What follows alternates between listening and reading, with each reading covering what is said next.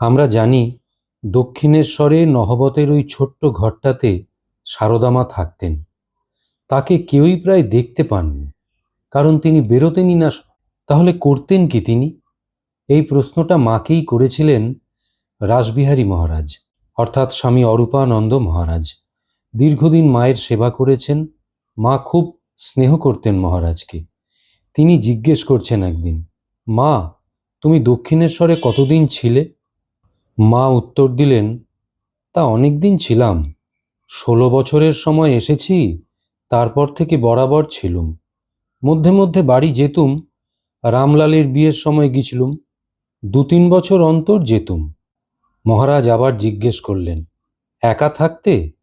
মায়ের উত্তর, কখনো কখনো একা ছিলুম। আমার শাশুড়ি থাকতেন। মধ্যে মধ্যে গোলাপ, গৌরদাসী এরা সব থাকতো। ওইটুকু ঘর, ওরই মধ্যে রান্না, থাকা, খাওয়া সব। ঠাকুরের রান্না হতো। প্রায় পেটের অসুখ ছিল কি না, কালির ভোগ সহ্য হতো না। অপর সব ভক্তদের রান্নাও হতো। লাটু ছিল, রামদত্তের সঙ্গে রাগারাগি করে এলো।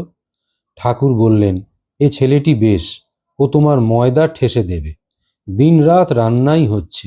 এই হয়তো রামদত্ত এলো, গাড়ি থেকে নেমেই বলছে, আজ ছোলার ডাল আর রুটি খাবো। আমি শুনতে পেয়েই এখানে রান্না চাপিয়ে দিতুম। 3-4 সের ময়দার রুটি হতো। রাখাল থাকতো, তার জন্যে আবার প্রায় খিচুড়ি হতো।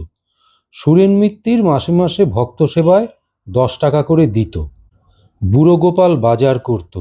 নাচ, গান, কীর্তন, ভাব সমাধি দিন রাতই চলছে। সামনে বাঁশের চ্যাটাইয়ের বেড়া দেওয়া ছিল তো, তাই ফুটো ফুটো করে দাঁড়িয়ে দেখতুম। তাই তো দাঁড়িয়ে দাঁড়িয়ে পায়ে বাত ধরে গেল। এমনভাবেই দক্ষিণেশ্বরে দিনগুলো কাটাতেন আমাদের সারদা মা। জয় ঠাকুর, জয় মা, জয় স্বামীজি মহারাজ।